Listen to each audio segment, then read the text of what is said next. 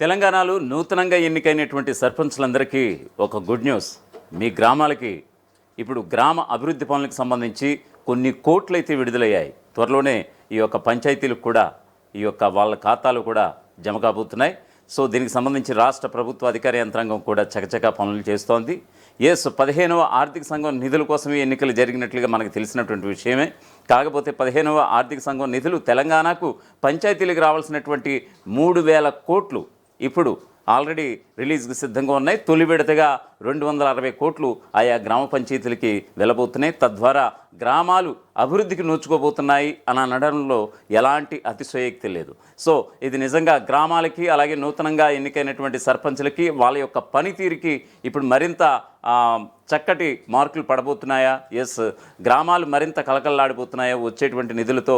పారిశుద్ధ్యం కావచ్చు, మంచినీటి సరఫరా కావచ్చు, డ్రైనేజీ కావచ్చు, ఇటువంటి ఈ వ్యవస్థలన్నీ కూడా ఈ మొన్నటి వరకు మరుగున పడిపోయినటువంటి సందర్భం పనులు.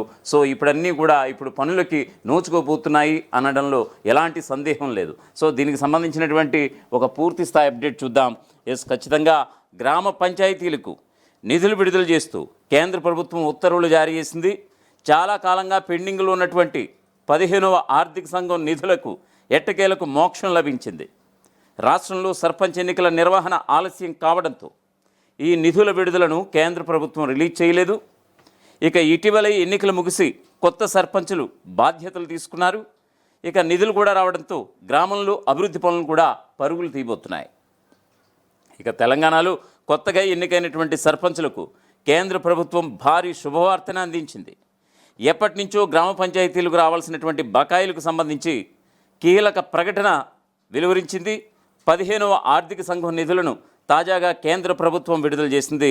తొలి విడతలో భాగంగా సుమారుగా 260 కోట్లను విడుదల చేసింది. గ్రామ పంచాయతీ ఎన్నికలు ఆలస్యం కావడంతో ఇన్ని రోజులుగా ఈ 15వ ఆర్థిక సంఘం నిధులను విడుదల చేయకుండా కేంద్ర ప్రభుత్వం ఇప్పుడు విడుదల చేసింది. పంచాయతీల పదవీ కాలం పూర్తయినప్పటికీ రాష్ట్ర ప్రభుత్వం ఎన్నికలను నిర్వహించకపోవడంతోనే నిధుల విడుదలను కేంద్రం ఆపేసినటువంటి విషయం మనందరికీ తెలిసిందే. ఇక రాష్ట్రంలో గ్రామ పంచాయతీలకు ఎన్నికలు ఆలస్యం కావడంతో 15వ ఆర్థిక సంఘం నిధుల విడుదల ఆగిపోయింది. ఈ క్రమంలోనే కొన్ని రోజుల క్రితం తెలంగాణలో గ్రామ పంచాయతీ ఎన్నికలను రేవంత్ రెడ్డి ప్రభుత్వం నిర్వహించింది. ఆ ఎన్నికల ఫలితాలు వెలువడి గ్రామాల్లో కొత్త పాలక వర్గాలు ఏర్పాటయ్యాయి. అయితే కొత్తగా ఎన్నికైనటువంటి సర్పంచులు ఎన్నికల ప్రచారంలో ఇచ్చినటువంటి హామీలు నెరవేర్చుదామంటే ఖజానా ఖాళీగా ఉండడంతో తీవ్ర అసంతృప్తికి గురయ్యేవారు. ఈ నేపథ్యంలోనే తాజాగా తొలి విడత నిధులు రిలీజ్ కావడంతో భారీ ఊరట కలిగింది. ఇక పంచాయతీ ఎన్నికలు పూర్తి కావడం, రాష్ట్ర పంచాయతీరాజ్ శాఖ అధికారులు కేంద్ర ప్రభుత్వంతో సంప్రదింపులు చేయడం, ఈ నిధులను విడుదల చేసింది కేంద్రం. అయితే 15వ ఆర్థిక సంఘం నిధుల కింద కేంద్ర ప్రభుత్వం 3,000 కోట్ల వరకు తెలంగాణకు ఇవ్వాల్సి ఉంది. ఇక ఈ క్రమంలోనే మొదటి విడతలో భాగంగా సుమారుగా 259 కోట్ల 36 లక్షలను విడుదల చేసింది కేంద్ర ప్రభుత్వం. ఇక కేంద్ర ప్రభుత్వ రూల్స్ ప్రకారం ప్రజల చేత ఎన్నికైనటువంటి సర్పంచులుంటేనే ఈ ఆర్థిక సంఘం నిధులను నేరుగా పంచాయతీ అకౌంట్లలోకి ట్రాన్స్ఫర్ చేస్తారు.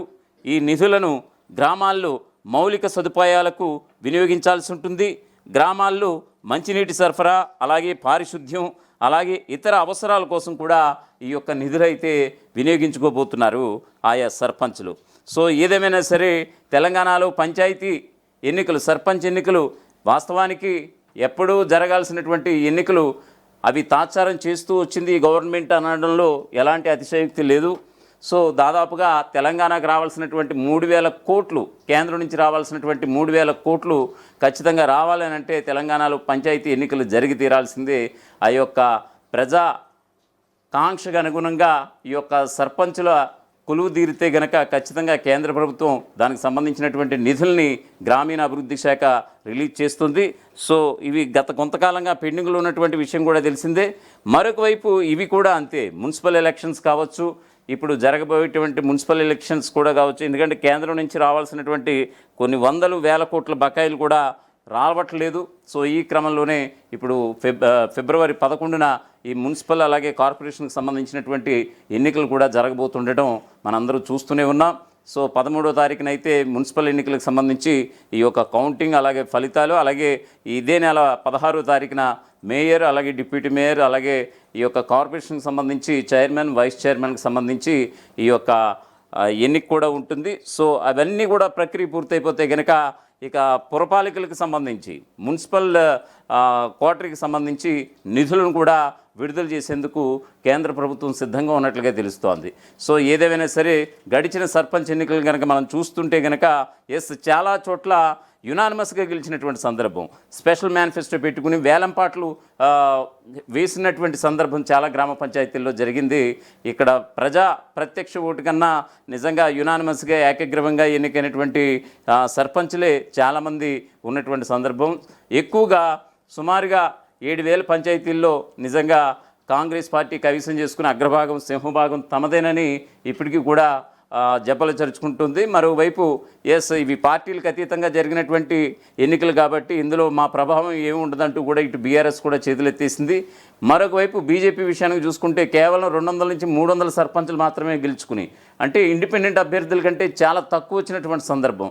ఇండిపెండెంట్ సర్పంచ్ అభ్యర్థులు సుమారుగా రాష్ట్ర వ్యాప్తంగా 600 నుంచి 700 గెలిస్తే కేవలం బీజేపీ మాత్రం 200 నుంచి 300కే పరిమితం అయిపోవడం నిజంగా ఆ యొక్క బీజేపీ ఉన్నటువంటి గ్రాఫ్కి నిదర్శనం అంటూ కూడా రాజకీయ విశ్లేషకులు ఆ టైంలో కూడా విశ్లేషించినటువంటి పరిస్థితి. సో ఏదైనా సరే కేంద్ర ప్రభుత్వం వచ్చినటువంటి నిధులతో ఇప్పుడు నూతనంగా ఎన్నికైనటువంటి సర్పంచులు వాళ్ళ యొక్క మొహాలైతే దిక్కులు చూస్తున్నటువంటి పరిస్థితి వాళ్ళంతా కూడా. ఎందుకంటే ఖజానా అంతా పంచాయతీల్లో ఉన్నటువంటి అకౌంట్స్ అన్నీ కూడా ఖజానా అంతా ఖాళీగా ఉంది. సో ఏం చేయాలంటూ కూడా గడిచిన నెలన్నర నుంచి 2 నెలల నుంచి కూడా వాళ్ళు దిక్కులు చూస్తున్నారు. సో అటువంటి వారందరికీ కూడా ఇప్పుడు గ్రామాల్లో నూతనంగా ఎన్నిక కాబట్టినటువంటి ఈ యొక్క వార్డ్ మెంబర్స్కి అలాగే సర్పంచులందరికీ కూడా ఇదో రకంగా గుడ్ న్యూస్. ఈ యొక్క అకౌంట్లో అంటే సుమారుగా 3,000 కోట్ల రూపాయలు ఇప్పుడు తెలంగాణ ప్రభుత్వానికి కేంద్ర ప్రభుత్వం అయితే గ్రీన్ సిగ్నల్ ఇచ్చేసింది. తొలి విడతగా 260 కోట్లు సుమారుగా ఈ యొక్క తెలంగాణకు పంచాయతీకి సంబంధించి అయితే నిధులు గ్రాంట్ చేసింది. సో ఆ యొక్క సర్పంచులకు సంబంధించి ఈ యొక్క అకౌంట్స్ అయితే ట్రాన్స్ఫర్ కాబోతున్నాయి. సో మొత్తానికి చూడాలి మరి ఇప్పుడు గ్రామాల అభివృద్ధి ఏ విధంగా ఉండబోతోంది. మీ ప్రాంతంలో ఎలాంటి అభివృద్ధి పనులు చేపడుతున్నారు, ఖచ్చితంగా ఈ యొక్క నిధులు రాకతో మీ యొక్క గ్రామాలు అభివృద్ధి చెందుతుంటాయా ఏంటి, అసలు అక్కడ మీకున్నటువంటి సమస్యలు ఏమిటి, ఖచ్చితంగా మీ యొక్క అభిప్రాయాలు అయితే ఖచ్చితంగా పంచుకోండి. ఖచ్చితంగా ఈ యొక్క కామెంట్ బాక్స్లో అయితే మీ యొక్క అభిప్రాయాన్ని అయితే షేర్ చేయండి. అసలైన తొలి వెలుగు.